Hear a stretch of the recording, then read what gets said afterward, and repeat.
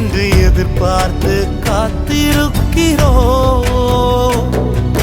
நீர் சொன்ன வார்த்தைய பிடித்து கொண்டு, நீர் சொன்ன வார்த்தைய பிடித்து கொண்டு இந்த முகத்தைய நோக்கி இருக்கிறோ.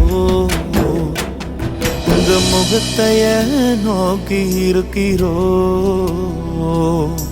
அற்புதம் செய்யுங்கப்பா எங்க வாழ்க்கையில, உம்மை தான் நம்பி இருக்கோம் ஏசப்பா.